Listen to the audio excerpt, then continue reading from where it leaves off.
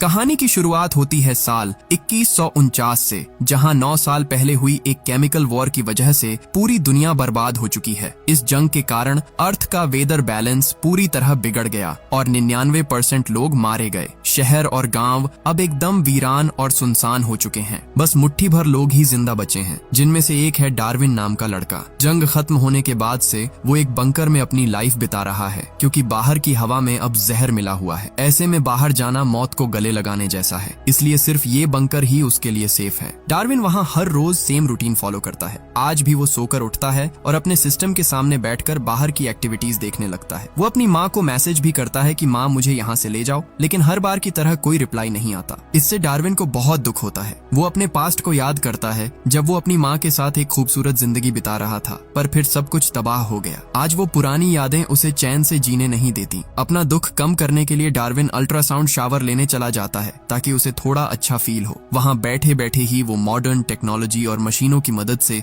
बाहर के जरूरी काम निपटाता है, जैसे अलग अलग जगहों से खास मिनरल्स को एक जगह इकट्ठा करना, ताकि फ्यूचर में इंसान इनका इस्तेमाल कर सके। इसी बीच उसे एक रिकॉर्डेड वॉइस सुनाई देती है, जो सबको वार्न कर रही है कि बाहर की हवा बहुत खतरनाक है। बाहर निकलना इलीगल है, क्योंकि कुदरत और सरकार दोनों की ही परमिशन नहीं है। काम के बीच डार्विन ब्रेक लेकर खाना ऑर्डर करता है, जो मशीन के जरिए उसे डिलीवर हो जाता है। दुनिया भले ही बर्बादी की कगार पर है, लेकिन टेक्नोलॉजी अपने पीक पर है। फिर भी मशीनों के बीच घिरे रहने की वजह से डार्विन बहुत अकेला फील करता है। अपना मन बहलाने के लिए वो वीडियो गेम्स खेलता है या खुद को काम में बिजी रखता है। लंच के बाद उसे फिर से काम का ऑन ऑर्डर मिलता है और वो उसमें लग जाता है। रात को उसे बड़ी मुश्किल से नींद आती है और सपने में उसे वही सीन दिखता है जब उसकी माँ उसे बचाने के लिए बंकर में छोड़कर गई थी और वादा किया था कि एक दिन वो उसे आजाद जरूर करेगी। ये सपना देखकर डार्विन डर के मारे उठ जाता है। अगली सुबह जब वो काम कर रहा होता है, तो अचानक उसकी नजर एक कुत्ते पर पड़ती है, जो बाहर खुले में घूम रहा है। तभी जोरदार बिजली कड़कती है और बारिश शुरू हो जाती है, जिससे उसकी मशीनें काम करना बंद कर देती हैं। डार्विन घबरा जाता है और फौरन इमरजेंसी बटन दबाने लगता है, लेकिन बहुत देर कोशिश करने के बाद भी कोई रिस्पॉन्स नहीं आता। तब उस खराब मौसम को देखकर डार्विन ये समझ जाता है कि मौसम सिर्फ कुछ समय के लिए नहीं, बल्कि 2 दिनों के लिए ऐसा ही रहेगा, और इससे उसका ऑक्सीजन सिस्टम भी पूरी तरह बंद हो सकता है, जिससे उसकी मुश्किलें बढ़ सकती हैं। इसलिए वो थोड़ा टेंशन में आ जाता है। अब कुछ देर बाद वही होता है, जिसकी वजह से डार्विन के लिए अब बंकर में रहना बहुत मुश्किल हो जाता है। क्योंकि डार्विन ये सब पहली बार एक्सपीरियंस कर रहा है, इसलिए उसे समझ नहीं आता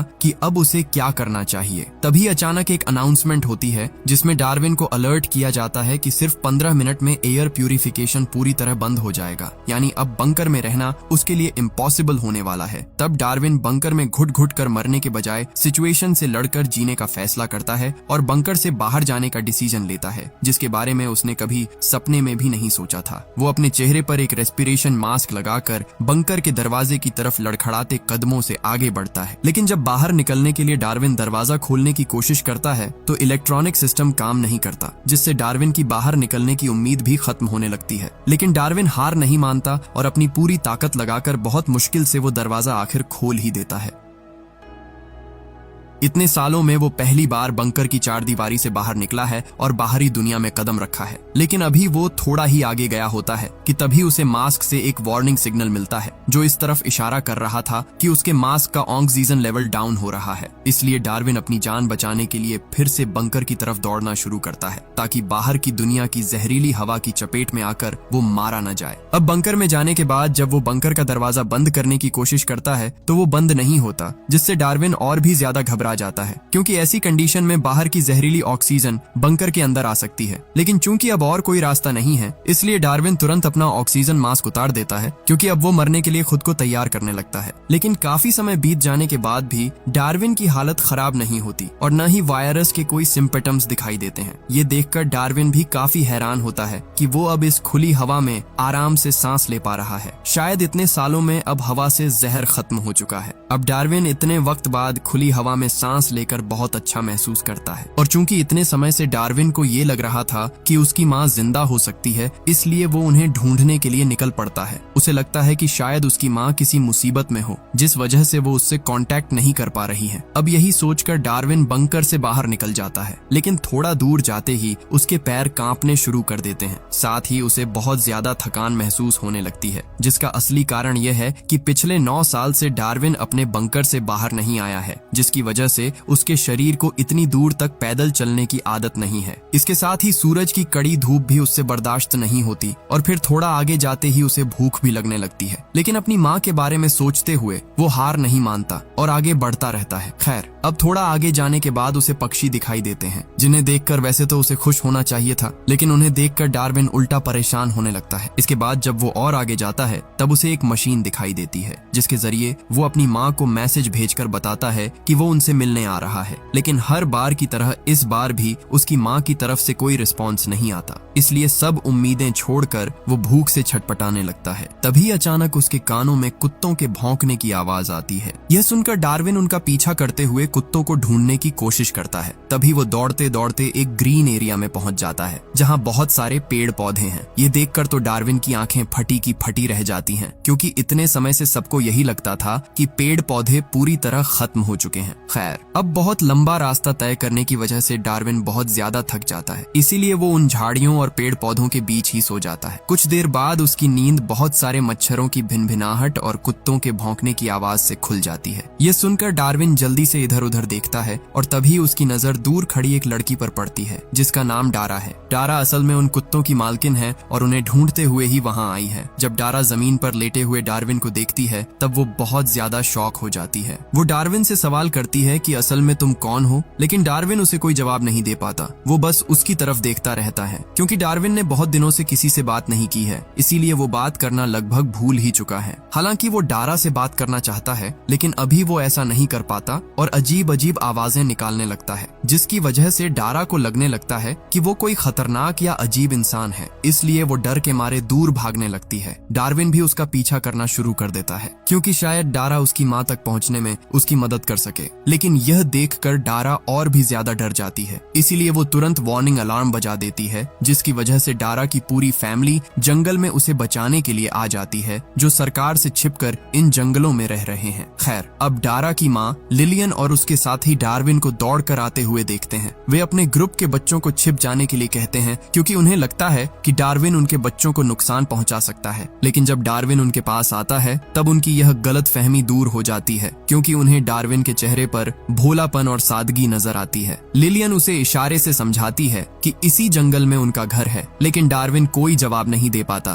क्योंकि वह सिर्फ मशीन के जरिए बात करना जानता था, जो अब उसके पास नहीं है। डार्विन थोड़ा घबराकर झाड़ियों के पीछे छिपने लगता है, लेकिन लिलियन उसे बड़े प्यार से बाहर आने को कहती है और उसकी हालत देखकर उसे खाना भी देती है। डार्विन बहुत भूखा होने की वजह से जल्दी जल्दी खाना खाने लगता है। अब चूंकि डार्विन को भी लिलियन की फैमिली पर भरोसा होने लगा है, इसलिए वह धीरे धीरे उनके पास आने लगता है। वह चाहकर भी उनसे बात नहीं कर पाता, लेकिन लिलियन और उसकी फैमिली जो बातें कर रही थी वह उसे अच्छी तरह समझ पा रहा था। साथ ही इतने समय बाद इतने सारे लोगों को देखकर वह बहुत खुश होता है, इसलिए वह लिलियन की बातों पर सिर हिलाकर और इशारों में बात करने की कोशिश करता है। जब लिलियन उसे रात को वहीं रुकने के लिए कहती है तो डार्विन तुरंत राजी हो जाता है।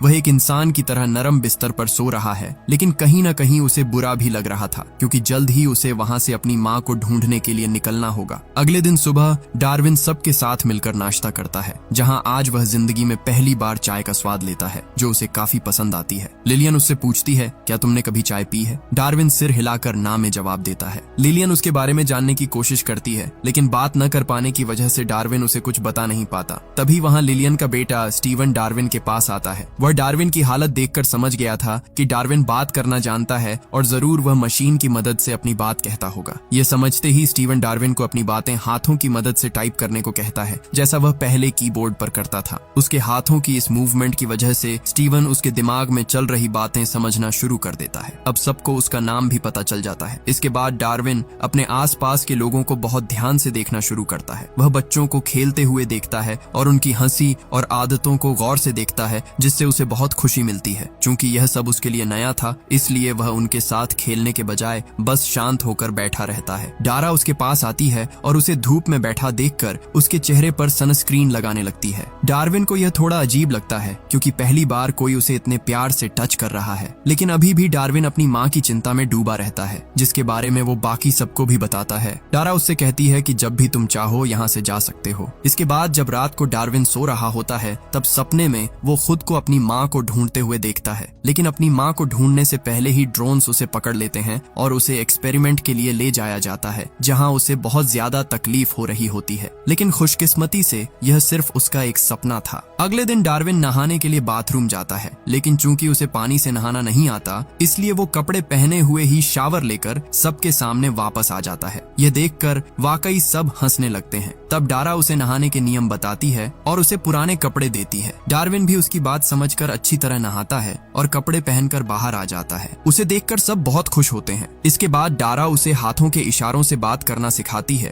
ताकि वो आसानी से दूसरों से बात कर सके। डार्विन को भी वहाँ लोगों के साथ अब और ज्यादा अच्छा लगने लगा है, इसलिए वो कुछ दिन और उन्हीं लोगों के साथ बिताने का फैसला करता है। चूंकि अब डार्विन का सबसे ज्यादा अटैचमेंट डारा के साथ ही था, इसलिए वे दोनों ज्यादातर समय साथ ही बिताते हैं। साथ ही डारा डार्विन को एग्रीकल्चर यानी खेती बाड़ी और कुदरत की देखभाल करना भी सिखाती है। डारा के साथ इतना वक्त बिताने की वजह से डार्विन धीरे धीरे बोलना भी सीख जाता है। हालांकि उसके बोले हुए शब्द थोड़े अजीब लगते थे, फिर भी डार्विन साफ बात करने की कोशिश जारी रखता है। उसकी इस कोशिश की वजह से डारा के साथ साथ लिलियन और बाकी लोगों से भी उसके रिश्ते बेहतर होने लगते हैं। इसके बाद वो डारा के साथ उसके काम में हाथ बटाना भी शुरू कर देता है। डार्विन का यह हेल्पफुल नेचर डारा को भी उसके और करीब ले आता है। लिलियन उन दोनों को एक दूसरे से बात करते हुए देखती है, जिससे उसे समझ आ जाता है कि वे दोनों एक दूसरे को बहुत पसंद करते हैं। अब इसी तरह कुछ और दिन बीत जाते हैं। तभी अचानक एक दिन आसमान में एक सरकारी ड्रोन आ जाता है जो वहाँ की रिकॉर्डिंग कर रहा था। लिलियन और उसकी फैमिली मस्ती करने में बिजी थी और उस समय म्यूजिक की धुन पर डांस कर रही थी। डारा डार्विन को भी अपने साथ डांस करना सिखाती है, जिसके बदले में डार्विन भी डारा को कुछ फास्ट डांस मूव्स सिखाता है। उन दोनों को एक दूसरे के साथ समय बिताना और मजे करना बहुत अच्छा लगता है। इसके बाद वे दोनों जंगल में घूमने निकल जाते हैं, जहाँ डारा अपने पिता के बारे में बताते हुए कहती है कि मेरे पिता ने परिवार को बचाने के लिए बहुत तकलीफें सही हैं। वैसे तो अब वो हमारे बीच नहीं है, लेकिन उन्हीं की वजह से आज हमारी फैमिली जिंदा है। इतना कहकर डारा अपने पिता को याद करती है। डार्विन भी कहता है कि मैं हमेशा तुम्हारे साथ रहना चाहता हूँ, भले ही मेरी माँ मेरे साथ नहीं है, लेकिन तुम मेरे साथ जरूर रहना। चूंकि डार्विन भी उसे पसंद करने लगा है, इसलिए वो भी एक बार में हाँ कह देती है। अगले दिन जब वे घूमते घूमते पहाड़ की ऊंची चोटी पर जाते हैं, तब फाइनली डारा डार्विन के सामने अपने प्यार का इजहार करती है। इससे डार्विन बहुत ज्यादा खुश होता है और वो भी तुरंत अपने प्यार का इजहार कर देता है। इसके ठीक बाद जब पूरी फैमिली हंसते खेलते जंगल के सामने से आगे बढ़ रही थी, तभी अचानक स्टीवन को कुछ अजीब आवाजें सुनाई देती हैं। वो सबको शांत रहने के लिए कहता है, लेकिन तभी अचानक उनकी तरफ से हुई हल्की सी आवाज की वजह से वहाँ मौजूद ड्रोन्स उन्हें नोटिस कर लेते हैं और उस आवाज का पीछा करते हुए वो ड्रोन्स उनकी तरफ आने शुरू हो जाते हैं। लेकिन खुशकिस्मती से उन ड्रोन्स के वहाँ पहुँचने से पहले ही सब पत्थरों के पीछे छिप जाते हैं, ताकि ड्रोन्स के रडार में उनकी लोकेशन कैप्चर न हो सके। ड्रोन्स उन्हें नोटिस किए बिना ही वहाँ से आगे निकल जाते हैं। इसके बाद सब अपने घरों की तरफ लौटने लगते हैं, जहाँ लिलियन की दूसरी बेटी बेथ का मूड काफी खराब था। उसका मानना था कि ड्रोन्स के इतनी दूर तक आने की वजह डार्विन है, क्योंकि उससे पहले वहाँ कभी कोई ड्रोन नहीं आया था। बेथ गुस्से में लिलियन से कहती है कि आपकी वजह से हम इस मुसीबत में पड़े हैं, क्योंकि आपने डार्विन को यहाँ रहने की परमिशन दी। तब से हमारी लाइफ में खतरों के बादल मंडराने लगे हैं। लिलियन उसे शांत करती है, लेकिन वो जानती थी कि कहीं न कहीं बेथ की बात सही थी।